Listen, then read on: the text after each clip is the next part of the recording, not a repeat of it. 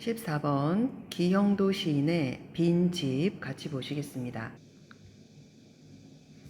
자, 제목이 빈집이라고 되어 있는데 이 빈집이 상징하는 바가 무엇인지를 우리가 알아봐야 되겠습니다. 자, 첫 번째 줄부터 보면 사랑을 잃고 나는 쓰네 이렇게 되어 있습니다. 사랑을 잃고에서 우리가 화자의 상황이 사랑을 잃은 그런 상태라는 것을 알 수 있습니다. 자, 나는 여기서 시적 화자가 제시되어 있다 이렇게 보면 되겠죠. 그래서 우리 빈집이라고 하는 이 시는 사랑을 잃은 후에 그런 마음, 공허한 마음, 슬픈 마음을 표현한 시다. 우리가 이렇게 짐작해 볼 수가 있습니다. 자, 1년에서는 사랑의 상실을 고백하고 있다. 사랑의 상실. 이렇게 보면 되겠습니다. 우리 두 번째 연을 한번 보도록 하겠습니다.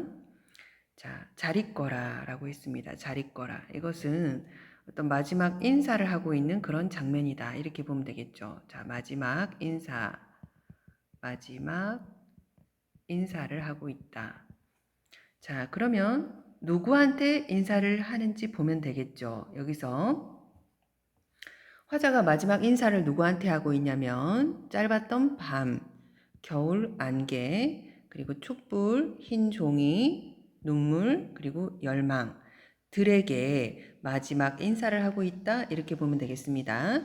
자, 여기서 네모 부분이 나와 있는데 이 네모 부분은 뭐라고 설명되어 있냐면 사랑할 때 접했던 모든 것들에 대해서 마지막 인사를 하고 있는 그런 내용이다 이렇게 보겠습니다. 자, 그래서 잘 있거라 짧았던 밤들아 이렇게 말했습니다. 짧았던 밤이라고 하는 것은 사랑할 때 함께 했던 그런 시간들이 되겠죠. 그래서 화자가 사랑을 잃어버리기 전에 그 시간들, 사랑했던 그 시간들에게 인사를 하고 있다 이렇게 볼 수가 있습니다. 창밖을 떠돌던 겨울 안개들아. 자, 이것도 마찬가지로 사랑할 때 함께 했었던 그런 소재가 되겠죠. 아무것도 모르던 촛불들아, 촛불들에게 인사하고 있습니다. 이것도 마찬가지로 사랑할 때 접했던 그런 소재다. 이렇게 볼 수 있습니다. 자, 잘 있거라. 자, 여기서 나왔던 인사를 지금 한 번 더 반복하고 있습니다. 자, 마지막 인사하고 있다. 공포를 기다리던 흰 종이들아. 이렇게 말했습니다. 흰 종이. 우리가 흰 종이라고 하는 것은 사랑하는 사람에게 자신의 마음을 적어서 전달할 수 있는 그런 수단이다. 이렇게 보면 되겠죠.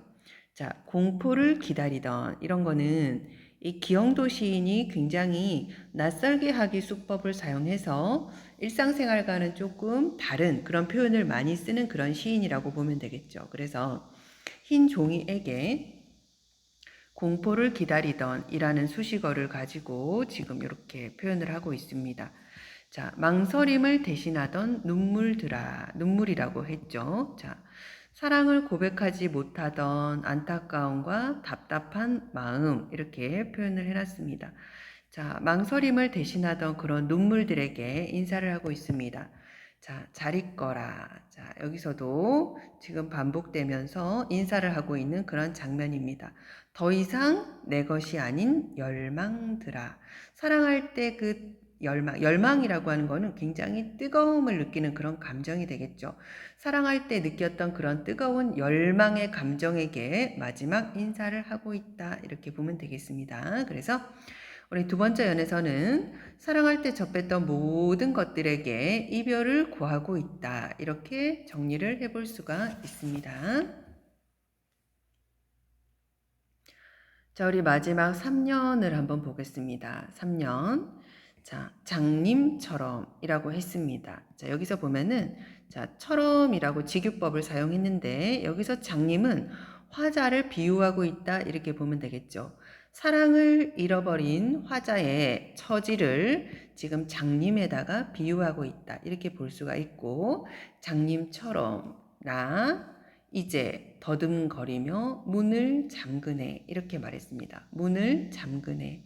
자, 문을 잠근다는 것은 사랑을 위한 소통을 포기한다는 뜻이고 마음의 문을 닫았다. 이런 식으로 우리가 이해를 해보면 되겠죠. 가엾은 내 사랑이라고 했습니다. 자, 자신의 사랑에게 가엾다라고 얘기하고 있죠. 가엾은. 이 말은 자, 화자의 어떤 자신의 마음, 정서를 나타내는 표현이다. 이렇게 보면 되겠습니다. 끝나버린 사랑에 대해서 자기 스스로를 어떤 연민의 감정으로 바라보고 있다. 이렇게 보면 되겠죠. 그래서 가엾은 내 사랑, 빈 집에 갇혔네. 이렇게 표현했습니다. 빈 집.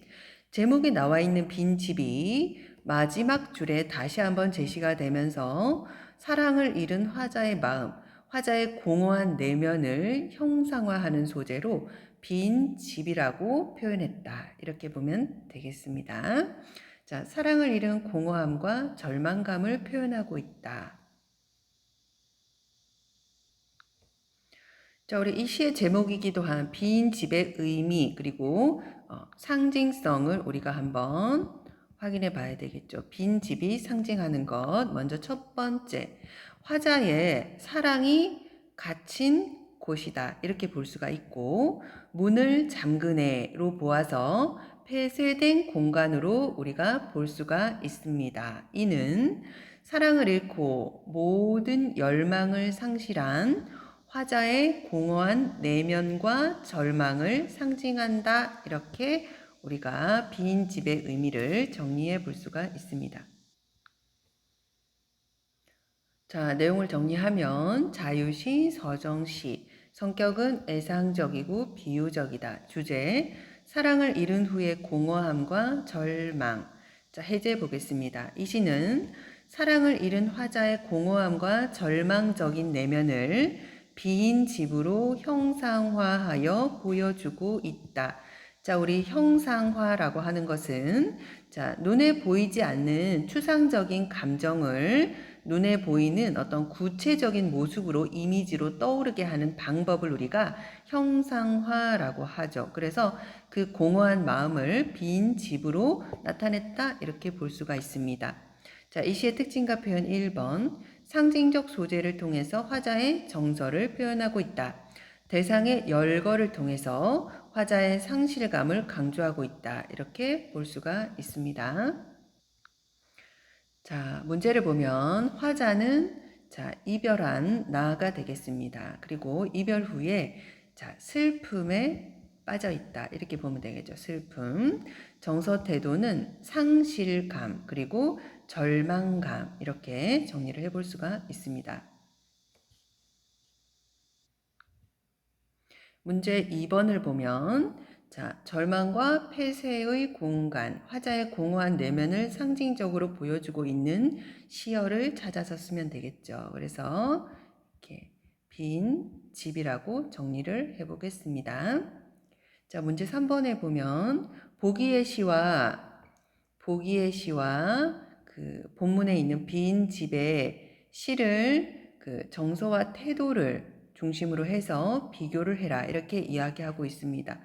자, 안도현의 모닥불이라고 하는 시가 나와 있습니다. 자, 모닥불은 피어오른다. 언 땅바닥에 신선한 충격을 주는 훅훅 입김을 하늘에 불어넣는 죽음도 그리하여 삶으로 돌이키는 삶을 희망으로 전진시키는 그날까지 끝까지 울음을 참아내는 모닥불은 피어오른다. 한 그루 향나무 같다. 이렇게 표현을 하고 있습니다.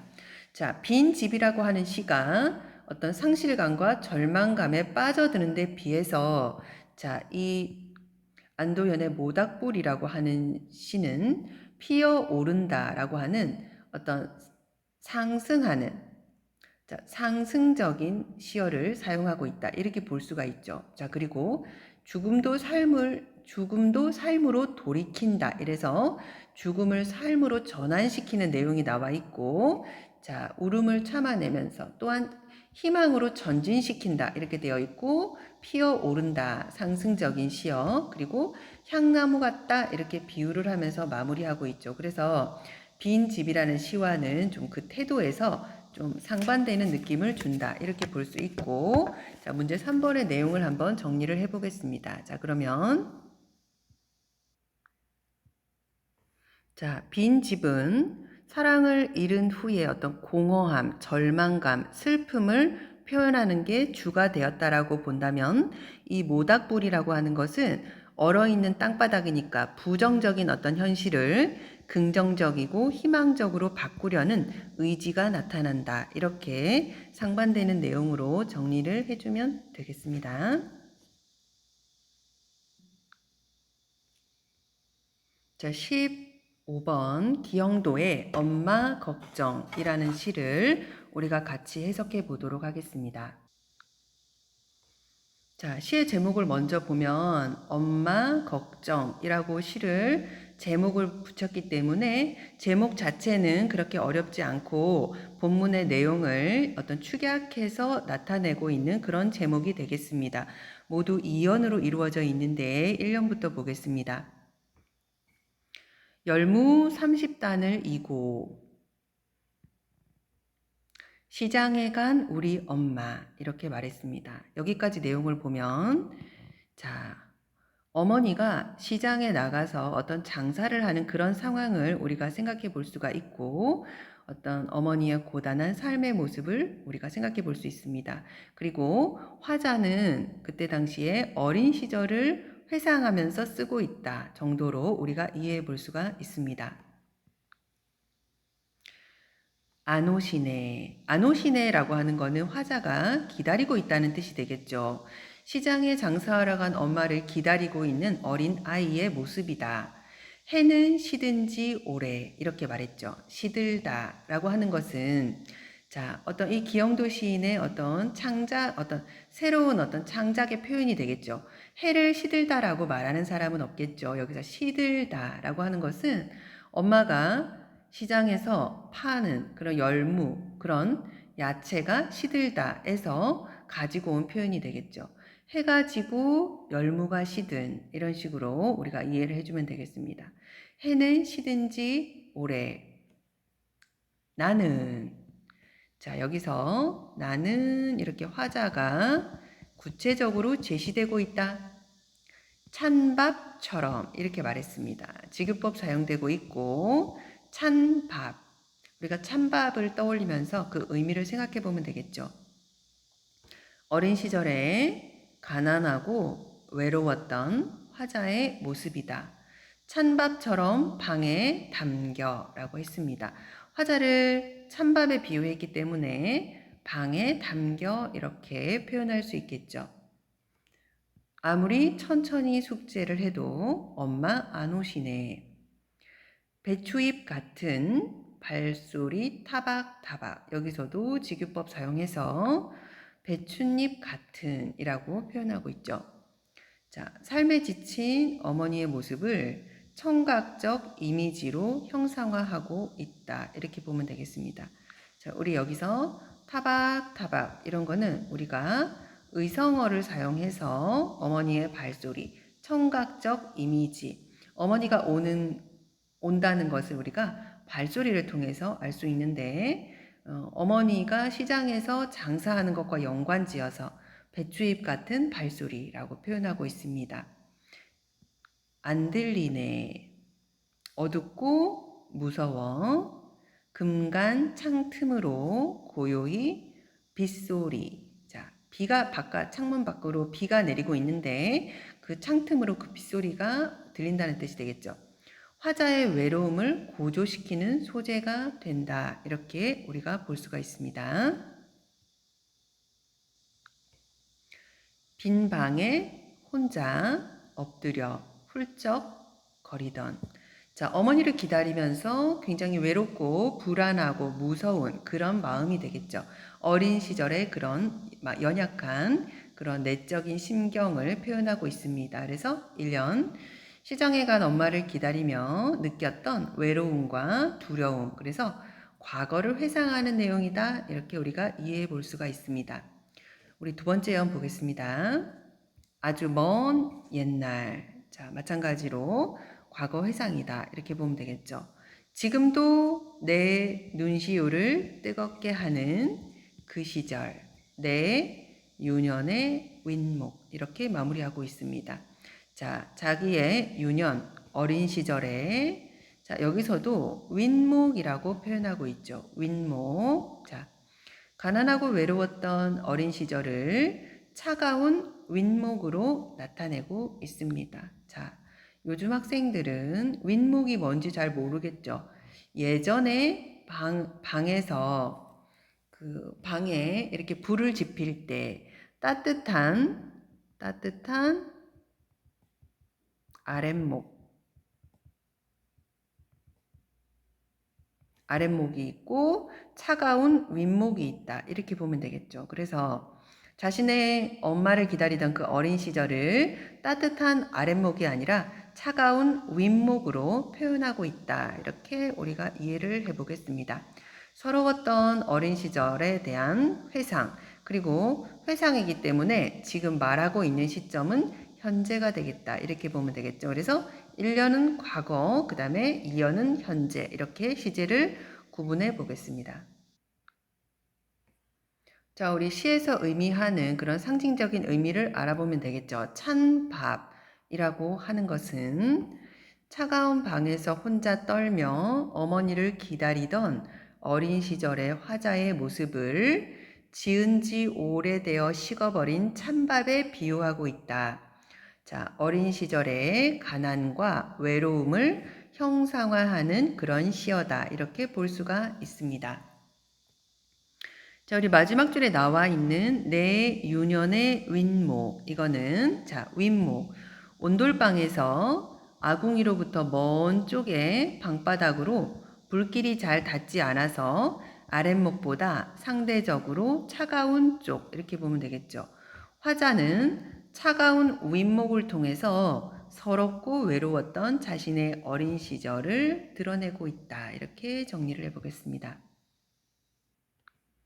자, 자유시, 서정시. 자, 과거 회상을 하고 있으니까 회상적이고 비유를 사용했으니까 감각적이다. 자, 빈 방에 홀로 남아 엄마를 기다리던 어린 시절의 외로움을 표현하고 있다.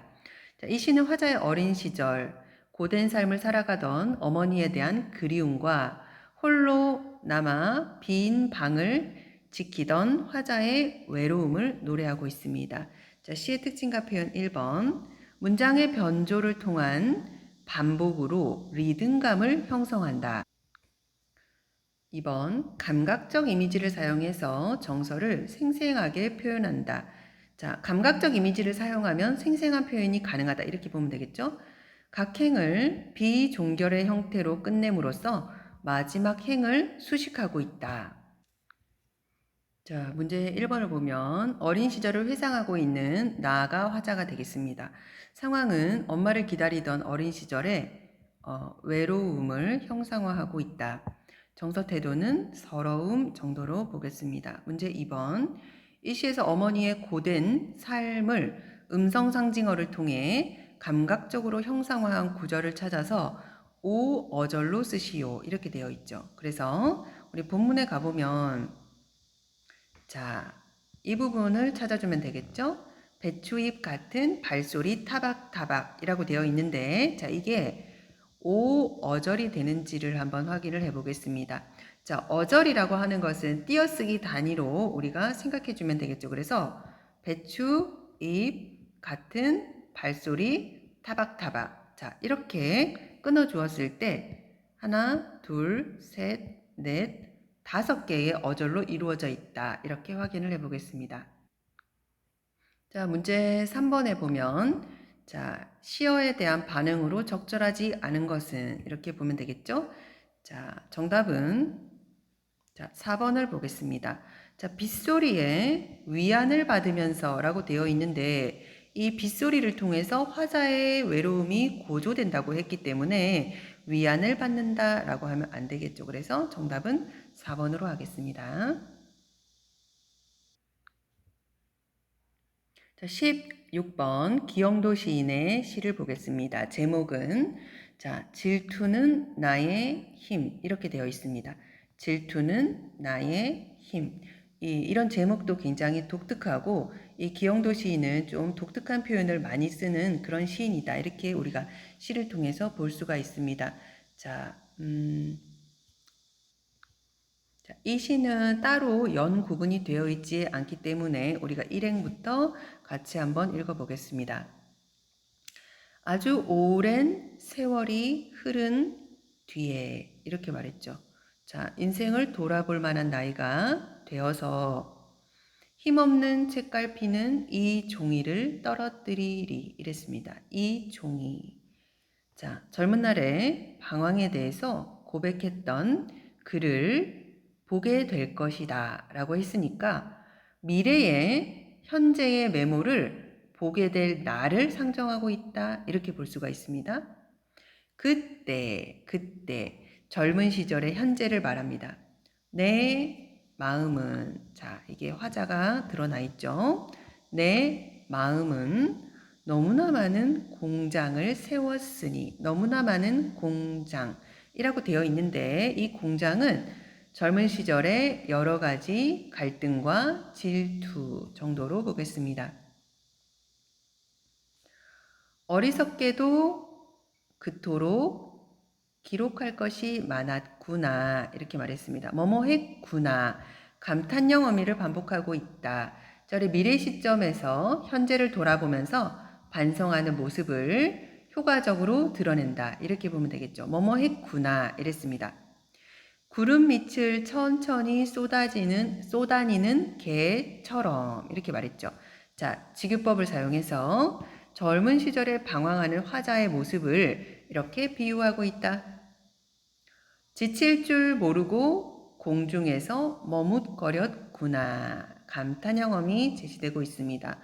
자, 소모적이고 의미 없는 일에만 몰두해 왔구나. 이렇게 얘기하고 있죠. 방황과 번민으로 괴로웠던 청춘에 대해서 회상하고 있다.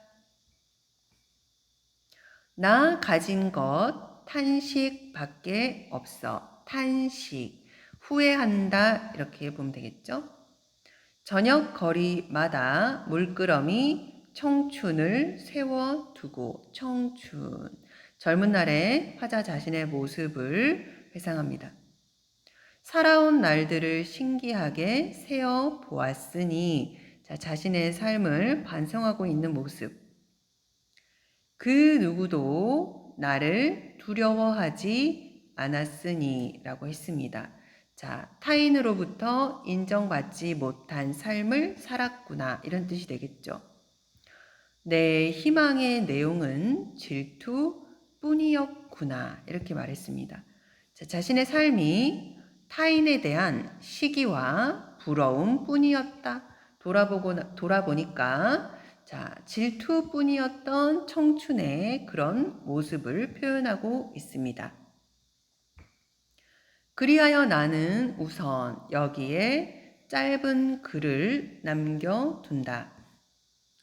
나의 생은 미친 듯이 사랑을 찾아 헤매었으나 사랑도 여러 가지로 해석할 수 있겠지만 자, 여기서는 일단 타인으로부터의 어떤 인정을 받기 위해서 헤맸다 이렇게 표현하고 있습니다. 단 한 번도 스스로를 사랑하지 않았노라 이렇게 말했습니다. 스스로의 모습을 그대로 인정하고 사랑하지 못한 데에 대한 자조적인 표현이다. 자, 그래서 마지막 부분에 자신에 대한 자조로 이루어져 있다. 자, 우리가 자조라고 하는 단어가 나오면 무슨 뜻인지 알아야 되겠죠. 자기 자신 스스로를 비웃는다 정도로 이해를 해주면 되겠습니다. 자, 이 시는 시상 전개 방식이 좀 다른 시와는 다르죠. 자, 이 시에서 화자는 아주 오랜 세월이 흐른 뒤의 시점을 가정하고 있습니다. 그리고 현재의 삶을 돌아보고 있는 내용을 표현하고 있죠. 현재를 미래의 시점에서 회상하게 될 과거로 설정한 것이다. 이러한 시상 전개 방식은 현재의 삶에 대한 반성과 성찰을 보다 효과적으로 드러내는 데 기여하고 있다. 이렇게 우리가 볼 수가 있습니다. 자, 미래의 나라고 하는 것은 아주 오랜 세월이 흐른 뒤에 이렇게 가정했죠. 그리고 현재의 나는 내 희망의 내용은 질투뿐이었구나 라고 자기 자신의 모습을 성찰하고 있다. 이렇게 보겠습니다. 그래서 자, 정리하면 자유시, 서정시, 자조적이고 성찰적인 성격이다. 젊은 날의 삶에 대한 반성적인 성찰을 다루고 있다. 자, 이 시는 방황과 번민으로 젊은 날을 살아가는 화자 자신의 삶에 대한 자조적인 성찰을 담아내고 있다. 화자는 먼 훗날 돌아보게 될 자신의 삶을 타인으로부터 인정받지 못하고 스스로도 자신을 사랑하지 않은 질투뿐인 삶이라고 회고하고 있다. 자, 이 시의 특징과 표현 1번. 미래의 시점에서 현재 자신을 돌아보는 방식으로 시상을 전개했다. 2번. 현재 자신의 삶에 대한 부정적 인식이 담겨 있다. 3번. 감탄형 어미를 사용해서 주제를 효과적으로 전달하고 있다. 자, 화자는 방황하는 젊은이 정도로 볼 수가 있겠고, 자, 빈칸에는 미래가 들어가면 되겠죠. 미래. 미래에 자신의 모습을 돌아보게 될 것을 예상하면서 현재 자신에 대한 글을 남기고 있다. 정서 태도는 반성, 자조 이렇게 보겠습니다. 문제 2번. 이 시의 화자는 자신의 젊은 날이 무엇뿐이었다. 자, 질투뿐이었다. 이렇게 고백하고 있습니다. 문제 3번. 이 시에 나타난 시상 전개 방식의 특징을 보겠습니다. 미래의 시점을 가정하여 현재 화자의 모습을 성찰하고 있다. 이렇게 3번을 정리해 보겠습니다.